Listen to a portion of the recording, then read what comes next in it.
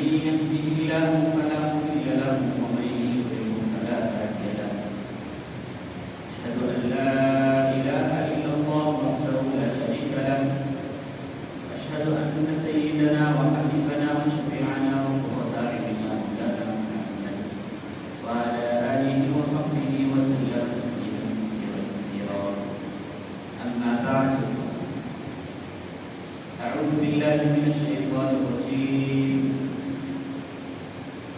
بسم الله الرحمن الرحيم. والعصر إن الإنسان لفي خسر إلا الذين آمنوا وعملوا الصالحات وتواصوا بالحق وتواصوا بالصبر. صدق الله العظيم. அனைத்து புகழும் புகழ்ச்சியும் எல்லாம் வல்ல அல்லாஹ் சுப்ஹானஹு வ தஆலா அவனுக்கே உரித்தாகட்டும். அல்ஹம்துலில்லாஹ்.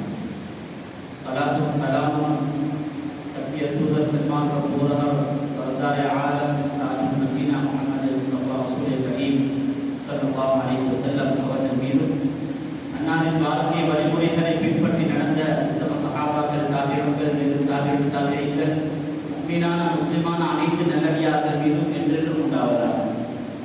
புனிதமான ஜும்மாவுடைய கடமையை நிறைவேற்றுவதற்காக வேண்டிய அல்லாஹ்வுடைய மாளிகையில் அமர்ந்திருக்கும் அல்லாஹ்வின் நல்லடியார்களே, எல்லா சந்தர்ப்பங்களையும் அல்லாஹ்வை அஞ்சி பயந்து தக்வாவோட வாழ்ந்து கொள்வதை முதலாவதாக எனக்கும் அடுத்ததாக உங்களுக்கும் வசியத்தும் நசீஹத்தும் செய்து கொள்கின்றேன்.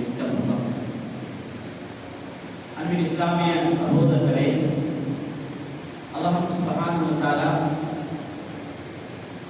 அவர் உலகத்துல அடியார்களை படைச்சி அடியார்களுக்கு அல்லாஹ் மார்க்கத்தை மார்க்கமாக்கி இந்த மார்க்கத்திற்கு கீழதான் வாழணும் என்பதை அடியார்களுக்கு அல்லாஹ் ஏவி இருக்கிறார்.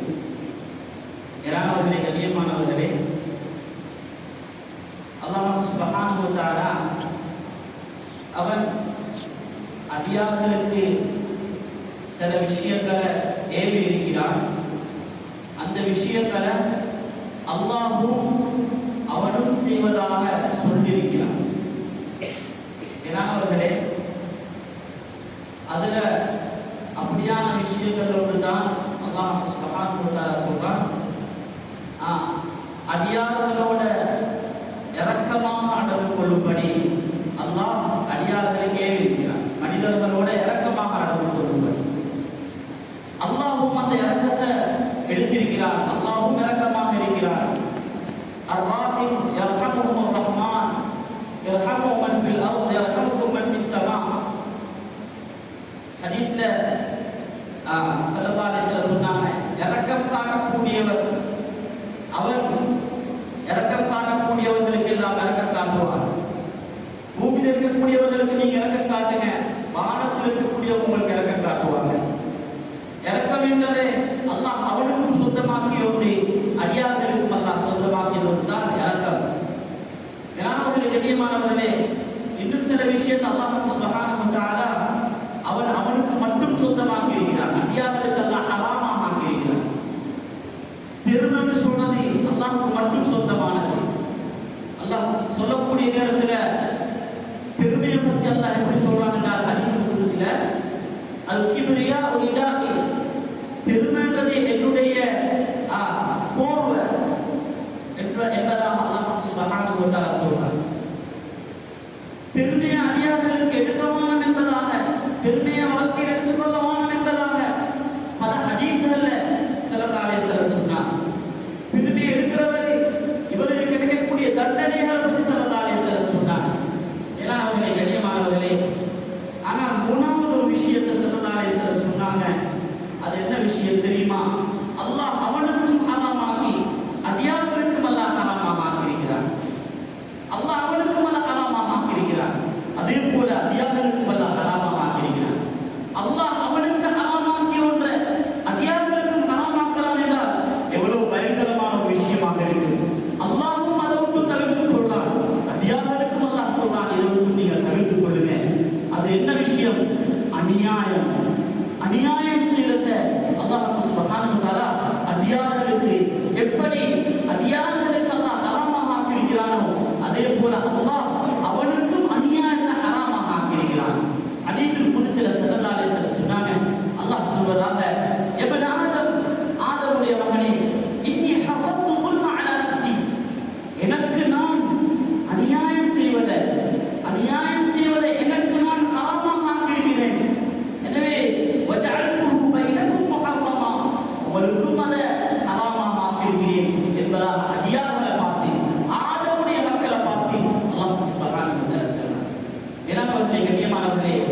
இன்றைக்கு அநியாயம் என்பதை பற்றி பேசுவோம் என்பதாக நினைச்சேன். காரணம் என்ன தெரியுமா? காரணம் என்ன தெரியுமா? நாம இருக்கக்கூடிய மாதம் என்ன மாதம்? நாம இருக்கக்கூடிய மாதம் என்ன? துல்கஅதாவுடைய மாதத்தில் இருக்கிறோம். அடுத்த மாசம் துல்ஹிஜ்ஜா, சென்ற மாதம் அடுத்த மாசம் துல்ஹிஜ்ஜா, அதுக்கு பின்னால வரக்கூடிய முஹர்ரம். மேலானவர்களே, கண்ணியமானவர்களே, இஸ்லாமிய மார்க்கத்தில் அல்லாஹ் சுப்ஹானஹு வ தஆலா 12 மாசங்கள் அல்லாஹ் வச்சிருக்கிறான். இந்த 12 மாசங்கள்ல மின்ஹா அர்பஅத்துன் ஹுரும், குர்ஆன் சொல்லிக் கொண்டிருக்கிறது. அதுல 4 மாசங்கள் அது கண்ணியமான மாதங்கள், கண்ணியமான மாதங்கள். அதுல ஒன்றுதான் துல்கஅதா, துல்ஹிஜ்ஜா, முஹர்ரம். இந்த 3 மாசங்களுக்கு தொடர்ச்சியாக வரக்கூடியது அடுத்த மாதம் அது ரஜபாக இருக்கிறது. எனவே மேலானவர்களே, இந்த மாதம் கண்ணியமாக்கப்பட்ட மாதம், இந்த மாதம் ஒரு கண்ணியமான மாதம். இந்த மாதம் கண்ணியம் என்றால் இதுவே செய்யக்கூடிய அமல்கள். இப்னு அப்பாஸ் ரலியல்லாஹு அன்ஹு அவங்க சொல்றாங்க, இந்த மாதத்துல யாரே இந்த மாதத்துல செய்யக்கூடிய அமல்களுக்கும் நன்மைகள் எவ்வாறு மகத்தானதோ கண்ணியமானதோ அதிகமாக கிடைக்குமோ, அநியாயங்களுக்கும் இந்த மாதத்துல கிடைக்கக்கூடிய அந்த பாவம், அந்த தண்டனை மிகவும் பயங்கரமாக இருக்கிறது. ஹஜ்ஜத்துல் வதால ஸல்லல்லாஹு அலைஹி வஸல்லம் அவங்க, கண்மணியான ஹபீப் முஹம்மது ஸல்லல்லாஹு அலைஹி வஸல்லம் அவங்க அந்த ஹஜ்ஜத்துல் வதாவுல என்ன சொன்னாங்க? இன்ன திமாஅக்கும் வ அம்வாலக்கும் வ அஅராதக்கும் அலைக்கும் ஹராமுன் கஹுர்மதி யௌமிக்கும் ஹாதா ஃபி ஷஹரிக்கும் ஹாதா ஃபி பலதிக்கும் ஹாதா. ஸல்லல்லாஹு அலைஹி வஸல்லம் சொன்னது என்ன தெரியுமா? இந்த உங்களுடைய இரத்தம், உங்களுடைய மானம், உங்களுடைய அதே போல இந்த திமாஅக்கும் சொத்துகள், இவைகள் உங்களுக்கு ஹராம், அதாவது கண்ணியமாக்கப்பட்டது. எதை போல தெரியுமா? கஹுர்மதி யௌமிக்கும் ஹாதா, இந்த நாளை போல, அதே போல இன்றைய இந்த மாதத்தை போல என்பதாக ஸல்லல்லாஹு அலைஹி வஸல்லம் சொன்னாங்க. மேலானவர்களே, கண்ணியமானவர்களே, இந்த மாதம் இது இந்த மாதம் எப்படிப்பட்டது என்றால், இந்த மாதத்துல மார்க்கத்துல செய்ய ஏதுவான விஷயங்கள், ஆகமாக்கப்பட்ட விஷயங்கள், கடமையாக்கப்பட்ட சரித்த கூட இந்த மாதத்துல செய்ய முடியாது என்பதாக நிறுத்தப்பட்டுள்ள மாதம் தான் இந்த 4 மாதங்கள். எனவே மேலானவர்களே, கண்ணியமானவர்களே, என்ன விஷயத்தை இன்னைக்கு சொல்ல வாரண்டா, அநியாயம் என்பது பயங்கரமானது. ஒரு மனிதன் இன்னொரு மனிதனுக்கு செய்யற அநியாயம், இன்றைக்கு பயங்கரமான அநியாயம் நடந்து கொண்டிருக்கிறது. அநியாயத்தை பத்தி கேட்கறதுக்கு கூட, அநியாயத்தை பத்தி கேட்கறதுக்கு கூட மக்கள் குறைவாக இருக்கிறார்கள். மேலானவர்களே, கண்ணியமானவர்களே, ஹஸ்ரத் முஆத் ரலியல்லாஹு அன்ஹு அவர்களை ஸல்லல்லாஹு அலைஹி வஸல்லம் அவங்க அனுப்புறாங்க. எங்க அனுப்புறாங்க? யமனுக்கு அனுப்புறாங்க. என்னத்துக்கு? யமனுக்கு போய் இஸ்லாத்தை அங்க பரப்புறதுக்காக வேண்டி அவங்க யமனுக்கு அனுப்புற நேரம் ஸல்லல்லாஹு அலைஹி வஸல்லம் அவங்க ஹஸ்ரத் முஆத் ரலியல்லாஹு அன்ஹு அவர்களுக்கு என்ன உபதேசம் செஞ்சாங்க?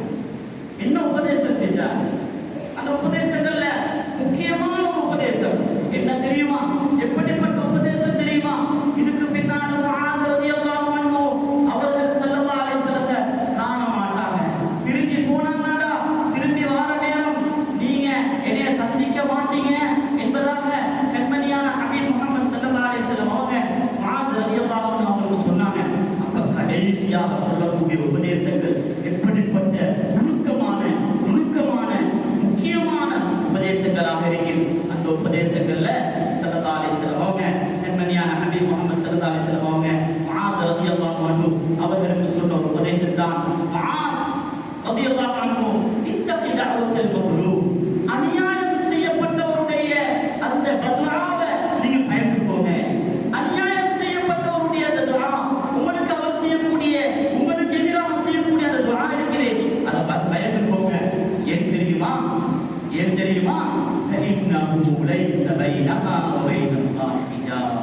அதற்கும் அந்த துஆவுக்கும் அவருக்கு மத்தியில, அந்த துஆவுக்கும் அல்லாஹ்வுக்கும் மத்தியில எந்த திரையும் கிடையாது, திரையாக அருள் செய்யப்படும் என்பதாக ஸல்லல்லாஹு அலைஹி வஸல்லம் சொன்னாங்க.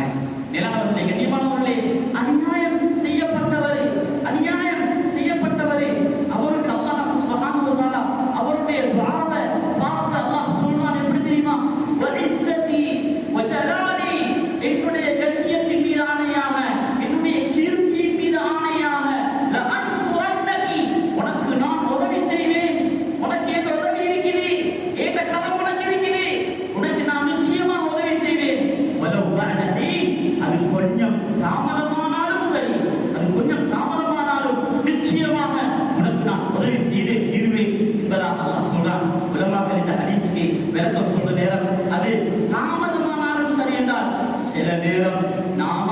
வருஷங்கள் தாண்டலாம், 40 வருஷத்துக்கு பின்னால் அல்லாஹ் உதவி இறக்கும்.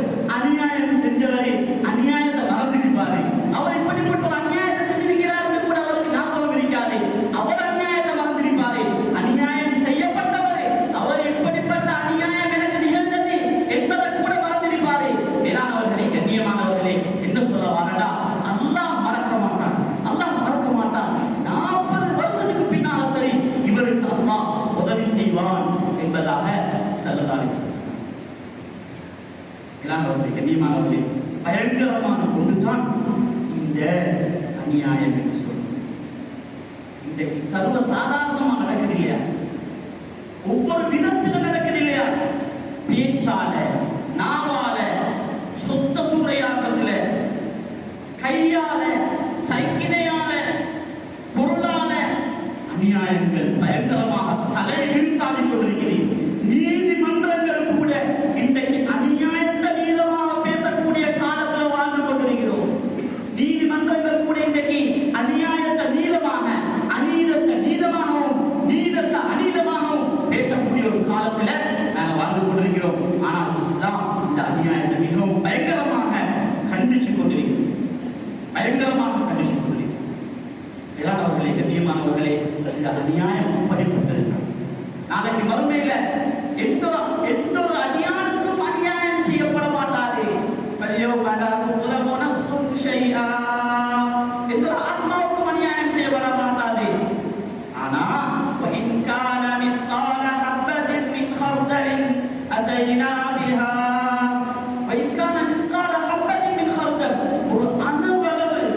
ஒரு அணுவளவு என்னது அநியாயம் செய்யப்பட்டிருந்தாலும் சரி, நலவாக இருந்தாலும் சரி, அனைத்தையும் அல்லாஹ் சொல்றான், அவைகளை நாம கொண்டு வருவோம். அந்த நாளையில அது சின்னதா இருக்கலாம். சில நேரம் அநியாயம் செஞ்சவர் இது ஒரு அநியாயமே கூட நினைச்சு இருந்திருக்க மாட்டார். ஒரு சின்ன விஷயமா நினைச்சிருப்பார். அதுவும் நாளைய மறுமையில் இவருடைய மீசானுக்கு வந்து தாழ்த்தியும். மேலானவர்களே, கண்ணியமானவர்களே, எனவே அநியாயம் செய்வதை அல்லாஹ் சுப்ஹானஹு வ தஆலா அவனுக்கு ஹராமாக்கியது போல அடியார்களுக்கும் அதை ஹராமாக ஆக்கியிருக்கிறார். அடியார்களுக்கும் அதை ஹராமாக ஆக்கியிருக்கிறார். உலமாக்கள் இந்த விஷயத்தை அதிகமாக பேசிக்கிறாங்க. சொல்றாங்க, அல்லாஹ் சுப்ஹானஹு வ தஆலா ரெண்டு பாவத்துக்கு அல்லாஹ் உலகத்துல தண்டனையை கொடுத்துட்டு தான் அடுத்ததாக ஆখিরাতல தண்டனையை கொடுப்பார். உலகத்துல முதலாவது தண்டனை கிடைக்கும். அதுக்கு பின்னால் தான் ஆখিরাত. மேலானவர்களே, கண்ணியமானவர்களே, அதுல ஒன்று ஒரு மனிதன் இன்னொரு மனிதனுக்கு செய்யற அநியாயம். அடுத்ததாக ஒரு மனிதன் அவனோட பெற்றோருக்கு செய்யற அநியாயம்.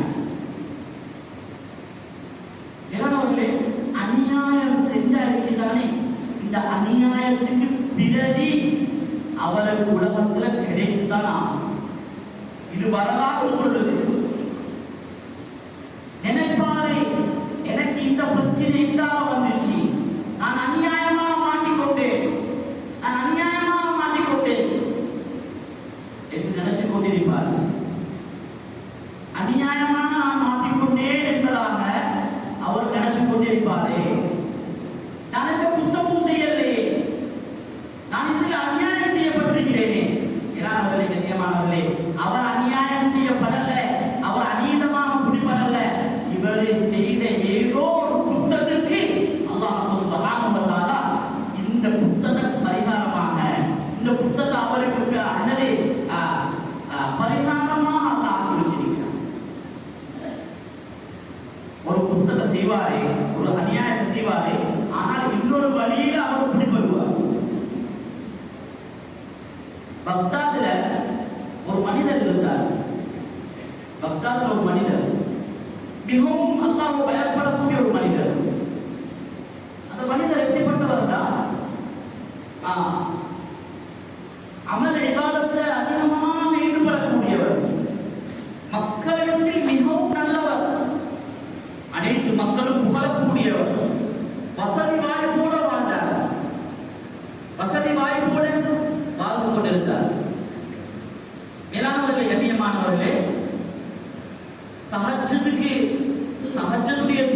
தொழுவார். ஒரு நாள் தஹஜ்ஜுடைய தொழுகை தொழுவதற்கு பின்னால சுபஹுக்கு பள்ளிக்கு போயிட்டு பள்ளியில சுபஹுடைய இமாம் ஜமாஅத்தை முடிச்சிட்டு வீட்டுக்கு வரக்கூடிய நேரம் அந்த இருள் இல்லாமலாகி இந்த கலப்ஸ்னு சொல்லுவாங்க அரபுல, அதாவது வெளிச்சம் வரக்கூடிய அந்த நேரம். இந்த நேரம் அவர் வீட்டுக்கு வரக்கூடிய நேரம் ஒரு பயங்கரமான ஒரு சத்தம் கேட்குது. யாரோ என்னமோ ஒரு வருத்தத்துல கத்துற மாதிரி ஒரு சத்தம். இவர் அந்த சத்தத்தை நோக்கி தேடி போறாரு. போயிட்டு பார்த்தா ஒரு மனிதர் விழுந்திருக்கிறாரு. அவருடைய நெஞ்சில கத்தியால குத்தப்பட்டிருக்குது. ரத்தம் வந்து கொண்டிருக்குது. உயிருக்கு போராடி கொண்டிருக்கிறார். இவர் அந்த மனிதரை கூப்பிடுறாரு. என்ன செய்வது என்பதாக நினைச்சு கொண்டிருக்கிறார். என்ன செய்யலாம் எனக்கு என்ன செய்யலாம் அடுத்த கட்டம் என்று யோசிச்சு கொண்டிருக்கிற நேரம் இந்த குத்தப்பட்ட மனிதருடைய குடும்பம் இவரை தேடி வராங்க. வந்தா இவருடைய கையில கத்தி, இவருடைய மடியில இவரை வச்சு கொண்டிருக்கிறாரு. ஒரு குடும்பமும் சொன்னாங்க, நீ தான் இந்த மனிதரை கொண்டிருக்கிறார், நீ தான் இந்த மனிதரை கொண்டிருக்கிறார். அநியாயமாக அப்படிப்பட்டார். நீதிமன்றம் வரைக்கும் இந்த கேஸ் போகுது, நீதிமன்றத்துக்கு போயிடுச்சு. இப்ப நீதவான் அவரும் கேட்கிறார் இந்த மனிதரை பத்தி. இந்த மனிதர் எவ்வளவு நல்லவர் என்பது முழு ஊருக்கும் தெரியும். அவர் கேட்கிறாரு, நீங்க புத்தல்ல என்றதுக்கு என்ன ஆதாரம்? எந்த ஆதாரமும் இல்லை. சொல்றாரு, நீங்க புத்தியதற்கு ஆதாரம் உண்டு. உங்களோட கையில கத்தி இருந்துச்சு, நீங்க தான் வச்சு கொண்டிருந்தீங்க அவரை. அதனால முடிவெடுத்தாங்க, இந்த மனிதரை கொலை செய்வதாக, தூக்கு தண்டனை தூக்குல போடுறதாக முடிவு செஞ்சுட்டாங்க. ஒரு திகதி முடிவு செய்யப்படுவது. முழு ஊர் மக்கள் ஒன்று திறந்திருக்கிறாங்க. இவர் தூக்கு மேலே ஏற்றப்பட்டிருக்கிறாரு. இவர் மக்களை பார்த்து சொல்றாரு, நான் அநியாயமாக கொலை செய்யப்பட்டேன் என்பதாகவா நீங்க நினைக்கிறீங்க? மக்கள் கேட்கிறாங்க, அப்ப என்ன நீங்க என்ன அநியாயத்தை நீங்க செஞ்சீங்க? இவர் சொல்றாரு, நான் சின்ன காலத்துல வாலிபனாக இருக்கிற நேரம் நான் ஒரு படம் ஓட்டுறவர். கூலிக்கு இந்த கரையிலிருந்து அடுத்த கரைக்கு மக்களை கொண்டு போய் விடுவது தான் என்ற தொழிலாக இருந்துச்சு. ஒரு நாள் ஒரு தாயும் ஒரு மகளும் என்னோட அடுத்த கரைக்கு போனாங்க. நான் கொண்டு போய் விட்டேன். தொடர்ந்து இவ்வாறு என்னோடய போகக்கூடியவர்களாக இருந்தாங்க. இறுதியாக எனக்கு அந்த மகளோட அந்த பெற்ற மேல எனக்கு ஆசை வந்துருச்சு. நான் திருமணம் கேட்டு அந்த வீட்டுக்கு போனேன். ஒரு நேரம் அந்த தாய் சொன்னால், நீ ஒரு படம் ஓட்டி என் மகளை படம் ஓட்டுறவனை கொடுக்க முடியாது என்று மறுத்துட்டார். நான் பல விதத்திலே முயற்சி செஞ்சேன். என்னுடைய ஆசைகள் எல்லாம் கனவுகள் எல்லாம் அவ்வாறே உடைந்து விட்டது. காலம் போகக்கூடிய நேரம் நான் அந்த அப்படியே என்னுடைய உள்ளத்தில் அது மறக்கடிக்கப்பட்டு நான் மறந்துவிட்டேன். அதுக்கு பின்னால 3 வருடங்கள் 4 வருடங்களுக்கு பின்னால் நான் இவ்வாறே ஓட்டக்கூடியவர். நான் கூலிக்கு நான் என்னுடைய அந்த பலகை வைத்துக் கொண்டு இருக்கக்கூடிய நேரம் ஒரு பெண் வாரால் ஒரு சின்ன குழந்தையை கையில் எடுத்துக்கொண்டு அடுத்த கரைக்கு கொண்டு போயிட்டு விடும் இடத்தில் சொன்னார். நான் அந்த பெண்ணை ஏற்றினேன்.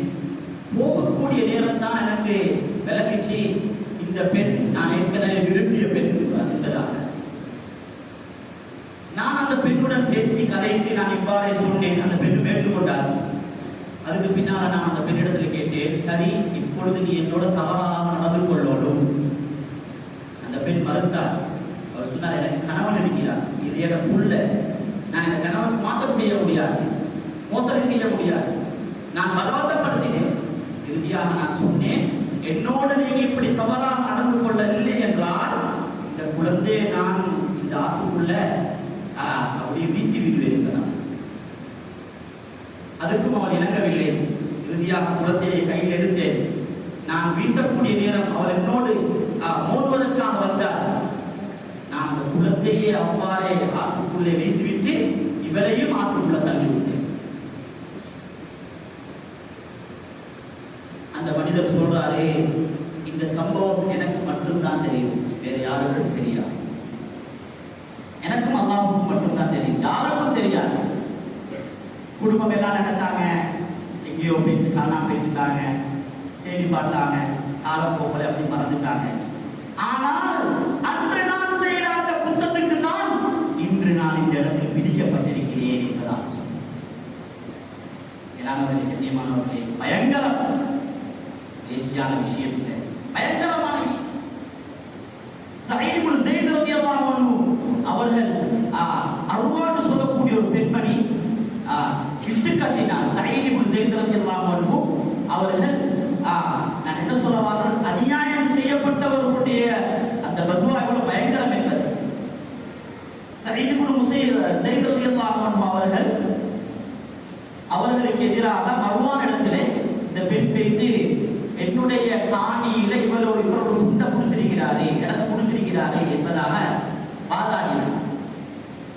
சயீத் இப்னு ஸைத் ரலியல்லாஹு அன்ஹு கவலை வந்துருச்சு. சொன்னாங்க, நபி ஸல்லல்லாஹு அலைஹி வஸல்லம் அவங்க ஒரு ஹதீஸ் எனக்கு சொன்னாங்க, என்னது, யாரு பூமியில இருந்து ஒரு சாண அளவு அநியாயமாக முடிச்சு கொள்வாங்களோ நாளைக்கு மறுமையில அந்த பூமியை என்னுடைய கழுத்துல வளையமாக போட்டு 7 பூமி வரைக்கும் கீழே சுழிவாக்கப்படுவார் என்ற ஹதீஸுக்கு பின்னாலேயா நான் இவ்வாறு செய்ய போறேன் என்று சொல்லி அந்த பெண்ணுக்கு பத்வா செஞ்சாங்க. சொன்னாங்க, யா அல்லாஹ், இந்த பெண் அவள் மரணிக்க முன்னுக்கு இவருடைய 2 கண்ணையும் நீ குருடாக்கி, அதே போல் இந்த பெண்ணுடைய கபரை நீ ஒரு கிணற்றுக்குள் ஆக்கிவிடு என்பதாக. இன்னொரு விவாதத்தில் வந்திருக்கிறது, யாரா இந்த பெண்ணுடைய கபரை இவள் என்ன பூமியை கொண்டு என இன்று கட்டினாலும் அதே பூமியில் ஆக்கிவிடு எழுதுறாங்க. பிற்காலத்துல இப்னு உமர் ரலியல்லாஹு அன்ஹு தான் இந்த ஹதீஸை ரிவாயத் செய்றாங்க. அந்த பெண் இப்னு உமர் ரலியல்லாஹு அன்ஹு சொல்றாங்க, நான் பின்னால கண்டேன் அந்த பெண்ணுடைய 2 கண்களும் குருடாக்கப்பட்டு சுவர்களை புடிச்சு நடந்து கொண்டு போவாள். அவள் சொல்லுவாளாம், அஸாபத்னி தஅவத்து சயீத், சயீதுடைய பதுவா என்ன பலிச்சிருச்சு, சயீதுடைய பதுவா என்ன பலிச்சிருச்சு. ஒரு நாள் அவ்வாறு போகக்கூடிய நேரம் கால் தடுக்கி பக்கத்தில் இருக்கக்கூடிய ஒரு கிணற்றுல விழுந்து அவள் அவ்வாறே வஃபாத்தாகினாள். அவளுடைய ஜனாசாவை யாரும் எடுக்கல, அவ்வாறே இருந்தது. எல்லாருடைய கண்ணியமானவர்கள், பயங்கரமான விஷயம், பயங்கரத்துக்கு மேல பயங்கரம், பயங்கரத்துக்கு மேல பயங்கரம். இன்னைக்கு சர்வ சாதாரணம், சர்வ சாதாரணம். இன்னைக்கு என்ன நாவால எவ்வளவு அநியாயம் நடக்குது. அடுத்தவர்களுக்கு தீபத் பேசுறதுல, அடுத்தவர்களை குத்தி காப்பதில, அடுத்தவர்களுக்கு அநியாயம் என்ற நாவால, கையால, சிந்தனையால எவ்வாறெல்லாம் அநியாயம் நடக்கும். எல்லாம் பாதுகாக்கணும். கொஞ்சம் காலம் துனியால பாரு நடக்கும் என்றா நாளை மறுமையுடைய காலம் என்ன. குர்ஆன்ல நல்ல ஒரு இந்த ஆயத்தை மனசுல வச்சுக்கொள்வோம். இன்னைக்கு நாங்க எவ்வளவு அமல் செய்யறோம், இந்த ஜும்மாக்கு இன்னைக்கு எவ்வளவு நேரத்துல வந்திருக்கோம், எவ்வளவு அமல் செய்யணும் ஆசையோட வந்திருக்கோம். அமல் இபாதத்தில் எவ்வளவு முப்புறமாக ஈடுபட்டோம், அமல் இபாதத்தில் எவ்வளவு முப்புறமாக ஈடுபட்டோம்.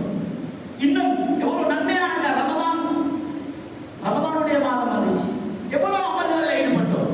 குர்ஆன் ஒரு வார்த்தை, ஒரு ஆயத்தை சொல்லுது, மஞ்சா பில் ஹஸனத்தி ஃபலஹு அஷ்ரு அம்சாலிஹா. யார் எங்களிடத்தில் நன்மையை கொண்டு வராங்களோ அவர்களுக்கு தான் 10 நன்மை, ஒரு நன்மைக்கு 10 மடங்காக கொடுப்போம். தஃப்சீருடைய உலமாக்கள் சொல்றாங்க, அல்லாஹ் சொல்லலையா யார் அமல் செய்வாங்க, அல்லாஹ் சொல்ற யார் அமலை கொண்டு வருவாங்க. அமலை நாசமாக்குறது இருக்கிறே, அமலை கொண்டு போகாம செய்கிற அமல் பாதுகாக்கப்பட்டு கியாமத்து நாளையில அன்றைய நாள் வரைக்கும் கொண்டு போயிட்டு சேர்வது தான் சாதனை. அமல் செய்வது சாதனை அல்ல, பாதுகாப்பது தான் சாதனை. இன்றைக்கு நாங்க செய்யற அமலை அடுத்த நிமிஷம் அடுத்த மக்களுக்கு கொடுக்கிறோமா இல்லையா?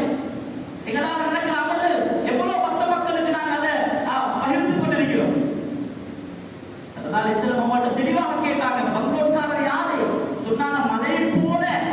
ஸல்லல்லாஹு அலைஹி வஸல்லம் கேட்டதுக்கு சஹாபாக்கள் கேட்டாங்க, ஸல்லல்லாஹு அலைஹி வஸல்லம் பதில் சொன்னாங்க, என்னது, யாரு மலை போல அமல் செஞ்சு வருவாரு, ஆனா அவருக்கு பின்னால பெரிய ஒரு கூட்டம் இருக்கும், ஷத்தபனி ஹாதா, இவரோட பேசினாரே அல்லாஹ் அவருடைய நம்பிக்கையை கொடுத்து கொடுப்பார். வதரபனி ஹாதா, இவரோட கடிச்சாரே அல்லாஹ் அவருடைய நம்பிக்கையை கொடுப்பார்.